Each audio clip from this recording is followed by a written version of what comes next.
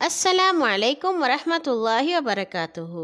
ہنستے مسکراتے ننھے منھے بہادر ہوشیار سمجھدار بہت ہی پیارے پیارے ساتھیوں، خوش آمدید، جہاں آپ روزانہ سنتے ہیں رنگ برنگی نئی پرانی ہستی ہساتی سیکھتی سکھلاتی مزیدار کہانیاں۔ اور کہانی سننے سے پہلے آپ اپنے تمام کام مکمل کر لیتے ہیں۔ اچھے بچے ہیں آپ، اور اسی لیے مجھے آپ کو کہانی سنانا بھی بہت پسند ہے۔ آج ہم آپ کے لیے لائے ہیں ایک مزے کی کہانی، وہ بھی جنگل سے۔ کہانی کا عنوان ہے ریچھ اور گلہری، اور اسے آپ کے لیے لکھا ہے اعجاز احمد نے۔ ایک خوبصورت ہرے بھرے جنگل میں ایک پیارا سا گلہری کا بچہ رہتا تھا۔ جو ہی اس نے ہوش سنبھالا، اس کی امی اور ابو نے اسے سکھایا کہ اچھی زندگی گزارنے کے لیے ضروری ہے کہ ضروریات زندگی کے حصول کی خود کوشش کی جائے۔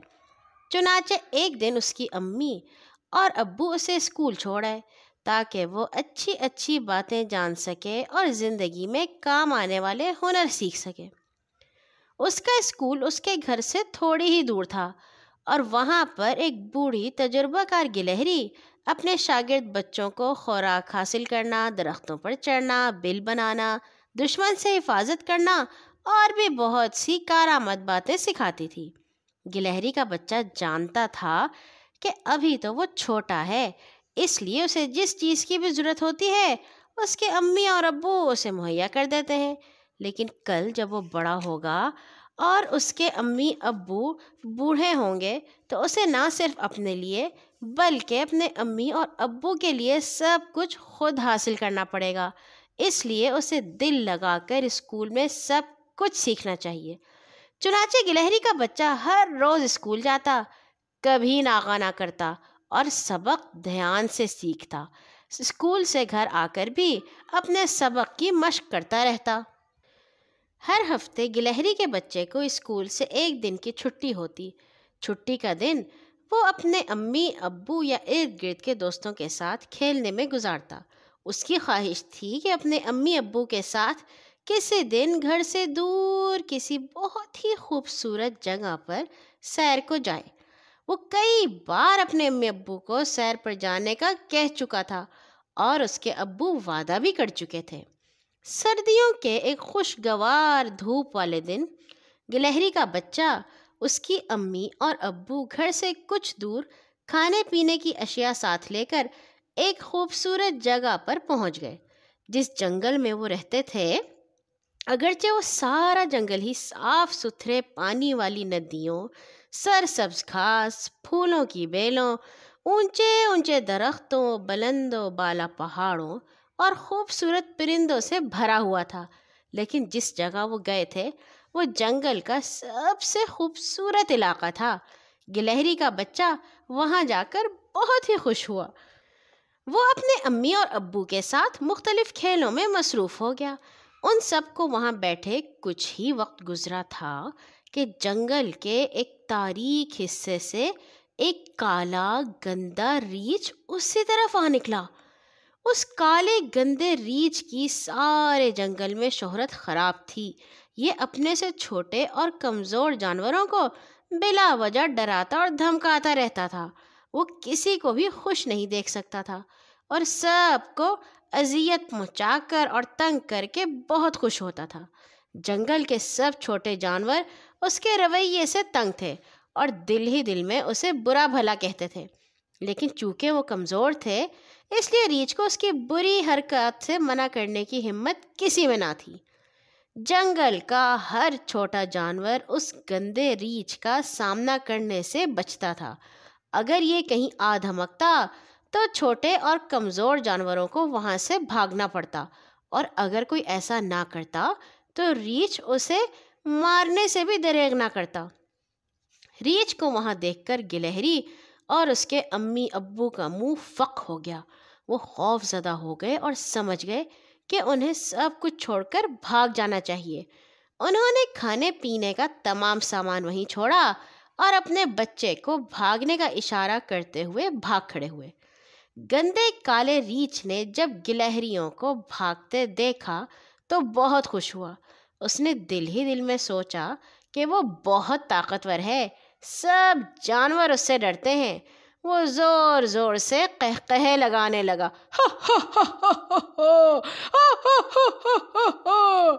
جیسے اس نے کوئی بڑا کارنامہ سر انجام دیا ہو۔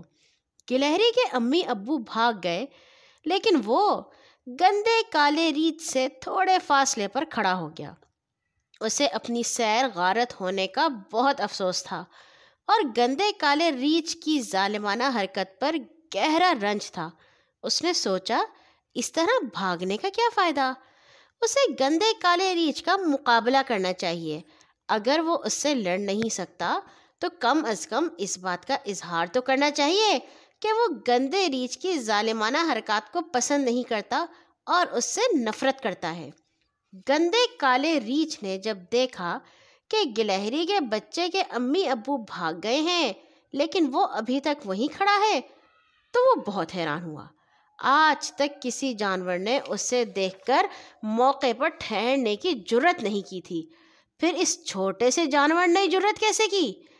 گندے ریچھ نے سوچا کہ اسے اس چھوٹے سے جانور کو سخت سزا دینی چاہیے تاکہ دوسرے جانوروں کے لیے عبرت کی مثال بن جائے۔ گندے کالے ریچھ نے غصے سے زمین پہ پاؤں پٹکتے ہوئے کہا، بھاگ جاؤ بے وقوف گلہری کے بچے! لیکن گلہری کا بچہ خاموش اپنی جگہ پر کھڑا رہا، جیسے ریچھ کی دھمکی اس نے نظر انداز کر دی ہو۔ یہ بات ریچھ کے لیے بہت حیران کن تھی کہ ڈرانے دھمکانے کے باوجود گلہری کا بچہ اپنی جگہ موجود تھا۔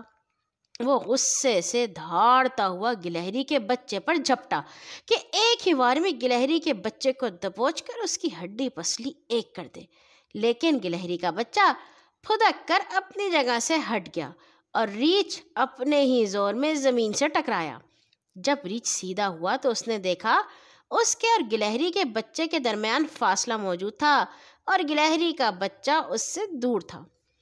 اپنے اس داؤ پر گلہری کے بچے پر یہ خوشگوار انکشاف ہوا کہ پھرتی اور تیزی میں وہ ریچھ سے زیادہ ہے اور یہ ایک ایسا ہتھیار ہے جسے وہ ریچھ کے خلاف استعمال کر سکتا ہے۔ اس نے سوچا، اگر ایک چھوٹا سا گلہری کا بچہ ظالم ریچھ کے آگے کھڑا ہو سکتا ہے تو دوسرے جانور بھی ایسا کر سکتے ہیں۔ اگر ریچھ ظالم ہے تو اس میں کچھ نہ کچھ قصور دوسرے چھوٹے جانوروں کا بھی ہے جنہوں نے کبھی ریچھ سے مقابلہ کرنے کا سوچا ہی نہیں۔ وہ سوچ بھی رہا تھا اور ریچھ کی حرکات پر گہری نگاہ بھی رکھے ہوئے تھا۔ ریچھ نے اسے دبوچنے کے لیے ایک اور چھلانگ لگائی، مگر وہ پھر پھدک کر دور ہٹ گیا اور ریچھ کا یہ وار بھی خالی گیا۔ ریچھ بڑھ بڑھ کر وار کرتا رہا اور گلہری کا بچہ پھدک پھدک کر وار بجاتا رہا۔ جوں جوں وقت گزرتا گیا ریچھ ہانپتا گیا اور گلہری کے بچے کی خود اعتمادی اور بہادری میں اضافہ ہوتا گیا۔ گندا ریچھ، کالا ریچھ، کالا ریچھ! گلہری کا بچہ اب ریچھ پر آوازیں بھی کسنے لگا۔ اس سے ریچھ کے غصے کی آگ اور بھڑکی اور وہ پہلے سے بھی زیادہ تیزی سے گلہری کے بچے کے پیچھے بھاگا۔ گلہری کا بچہ دوڑ کر ایک قریبی درخت پر چڑھ گیا اور زور زور سے کہنے لگا، گندا ریچھ، کالا ریچھ، کالا ریچھ! ریچھ بھی گلہری کے بچے کے پیچھے درخت پر چڑھنے لگا۔ جب گلہری کے بچے نے دیکھا کہ وہ ریچھ کی زد میں آنے والا ہے، وہ بڑی آسانی سے پھدک کر اونچے ٹہنی پر پہنچ گیا اور کہنے لگا، گندا ریچھ، کالا ریچھ، کالا ریچھ! ریچھ کی غصے کی انتہا نہ رہی، لیکن وہ گلہری کے بچے کا کچھ نہیں بگاڑ سکتا تھا کیونکہ گلہری کا بچہ ابھی تک اس سے بہت دور تھا۔ گلہری کا بچہ اسی طرح ریچھ پر آوازیں کستا اسے تھکاتے تھکاتے درخت کی چوٹی تک پہنچ گیا اور وہیں سے دوسرے درخت کی ملی ہوئی ٹہنی پر سے ہوتا ہوا دوسرے درخت پر پہنچ گیا۔ اتنی کمزور ٹہنیوں پر چلنا ریچھ کے بس سے باہر تھا۔ دوسرے درخت کی ٹہنی پر بیٹھا گلہری کا بچہ گندے کالے ریچھ کو للکار رہا تھا، اسے گندا ریچھ کہہ کر اس سے نفرت کا اظہار کر رہا تھا۔ ریچھ آہستہ آہستہ درخت سے اترا اور دوسرے درخت کے تنے پر چڑھتا ہوا گلہری کے بچے کے نزدیک پہنچنے کی کوشش کرنے لگا۔ جو ہی گلہری کے بچے کو لگا کہ وہ ریچھ کی زد میں آنے والا ہے، وہ تیزی سے پھدک کر اوپر چلا گیا اور درخت کے تنے میں بنے ہوئے ایک سوراخ میں گھس گیا۔ وہاں آرام سے لیٹ گیا۔ ریچھ جب سوراخ تک پہنچا تو اس نے دیکھا کہ سوراخ اتنا تنگ ہے کہ وہ نہ تو اس میں اپنا پنجہ داخل کر سکتا ہے اور نہ ہی اپنی تھوتنی۔ اب انتظار کے سوا وہ کیا کر سکتا تھا؟ اس نے سوچا کبھی نہ کبھی تو گلہری کا بچہ سوراخ سے باہر نکلے گا ہی، اور جو ہی وہ سوراخ سے باہر نکلے گا وہ اسے دبوچ لے گا۔ لیکن گلہری کا بچہ تو سوراخ کے اندر آرام سے لیٹا تھا، لیکن ریچھ تنے سے چمٹا شدید تھکاوٹ محسوس کر رہا تھا۔ کچھ ہی عرصے بعد وہ تھک گیا اور آہستہ آہستہ درخت سے نیچے اترنے لگا۔ گلہری کے بچے نے جب دیکھا کہ ریچھ تھک ہار کر واپس جانے لگا ہے تو وہ سوراخ سے باہر نکل آیا اور ایک ٹہنی پر بیٹھ کر آوازیں کسنے لگا، گندا ریچھ، کالا ریچھ، مجھے پکڑو۔ ریچھ اگرچہ اتنا تھک چکا تھا کہ گلہری کے پیچھے بھاگنا اس کے لیے سخت مشکل تھا، لیکن وہ کسی قیمت پر ہارنا نہیں چاہتا تھا۔ وہ واپس پلٹا۔ اس نے زور سے اپنا پنجہ اس جگہ مارا جہاں گلہری کا بچہ بیٹھا ہوا تھا۔ گلہری کا بچہ تو اس جگہ سے کہیں اور پہنچ چکا تھا، لیکن ریچھ کا پنجہ درخت پر لگے ہوئے ایک شہد کے چھتے پر پڑا۔ شہد کی مکھیوں کو ریچھ کی مداخلت ناگوار گزری۔ ریچھ کے پنجے سے شہد کی مکھیوں کے چھتے کو جو نقصان پہنچا، ان کی کئی مہینوں کی محنت برباد ہو گئی۔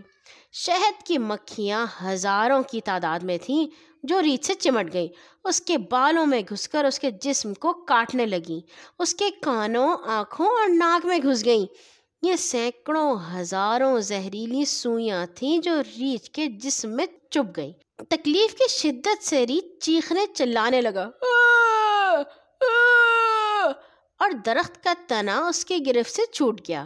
ایک دھماکے سے ریچھ نیچے گرا، دھڑم۔ درخت کے نیچے ایک بہت بڑا پتھر تھا۔ ریچھ کا سر اس پتھر پر پڑا اور اس کا سر پھٹ گیا۔ ایک طرف سر پھٹ چکا تھا، اس کے سر سے خون بہہ رہا تھا، تو دوسری طرف مکھیاں اس سے چمٹے ہوئے ڈنک مارے جا رہی تھیں۔ ریچھ مٹی پر لوٹنے اور تڑپنے لگا۔ اسے بہت تکلیف ہو رہی تھی۔ عین اس لمحے اسے احساس ہوا کہ جب وہ چھوٹے چھوٹے جانوروں کو مارتا تھا تو انہیں بھی ایسی ہی تکلیف ہوتی ہوگی۔ اس نے دل ہی دل میں توبہ کی کہ وہ آئندہ کسی جانور کو تنگ نہیں کرے گا۔ درد کی شدت سے ریچھ بے ہوش ہو گیا۔ کچھ عرصے بعد جب اسے ہوش آیا تو اس کے سر سے بہنے والا خون جم کر رک چکا تھا اور مکھیاں اپنا غصہ نکال کر اسے چھوڑ کر جا چکی تھیں۔ ریچھ آہستہ آہستہ چلتا ہوا اپنے غار میں چلا گیا۔ جب وہ ٹھیک ہو گیا تو اس کے بعد اس نے کبھی چھوٹے اور کمزور جانوروں کو تنگ نہ کیا۔ پھر وہ اچھا ریچھ کہلانے لگا۔ سب جانور اس سے محبت اور اس کی عزت کرنے لگے۔ ریچھ بھی ان سے کھیل کر ان کی مدد کر کے خوش ہونے لگا۔ گلہری اور ریچھ کی لڑائی سارے جنگل میں مشہور ہو گئی اور سب جانوروں نے گلہری کے بچے کی ذہانت اور بہادری کی بہت تعریف کی۔ اور یوں ننھے ساتھیوں، ہماری یہ کہانی گندے کالے ریچھ سے شروع ہو کر ختم ہوئی ایک اچھے اور کھیلنے والے ریچھ پر۔ امید ہے آپ کو اچھی لگی ہوگی۔ کل آئیں گے ایک اور نئی کہانی کے ساتھ انشاءاللہ۔ سونے سے پہلے اپنے لیے اور تمام مسلمانوں کے لیے دعا کرنا مت بھولیے گا۔ اللہ حافظ۔